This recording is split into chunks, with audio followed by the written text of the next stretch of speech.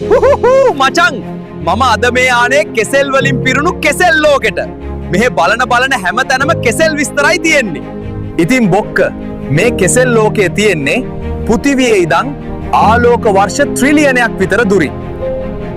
යමන්කෝ අපි ටිකක් ඉස්සරහට ගිහින් බලමු. මොකද එතනින් එහාට තියෙන්නේ මොනවද කියලා අපි හරියටම දන්නේ නැහැ නේද? මචං මම මේ ඉන්නේ මේ ලෝකේ තියෙන උසම කන්ද ළඟ. මේ කන්දේ නම තමයි කෙසෙල් තලාගල කියන්නේ. අපි කෙසෙල් ගෙඩියක් කාලම් බලමු.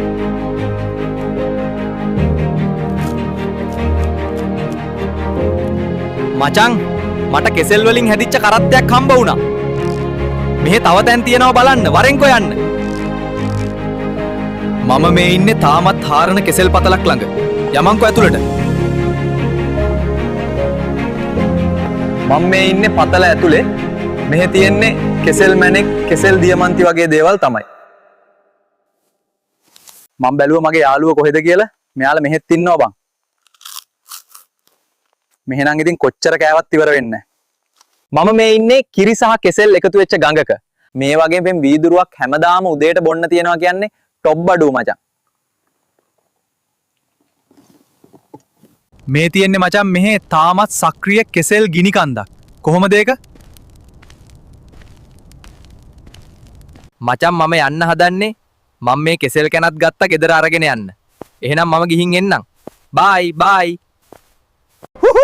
මචං මම අද මේ ආනේ කෙසෙල් වලින් පිරුණු කෙසෙල් ලෝකෙට. මෙහෙ බලන හැම තැනම කෙසෙල් විස්තරයි තියෙන්නේ. ඉතින් බොක්ක මේ කෙසෙල් ලෝකයේ තියෙන්නේ පෘථිවියේ ඉඳන් ආලෝක වර්ෂ ට්‍රිලියනයක් විතර දුරින්. යමන්කෝ අපි ටිකක් ඉස්සරහට ගිහින් බලමු. මොකද එතනින් එහාට තියෙන්නේ මොනවද කියලා අපි හරියටම දන්නේ නැහැ නේද?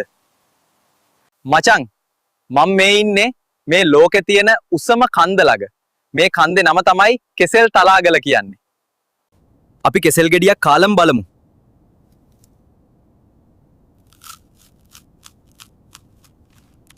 මචං මට කෙසෙල් වලින් හැදිච්ච කරත්තයක් හම්බ වුණා.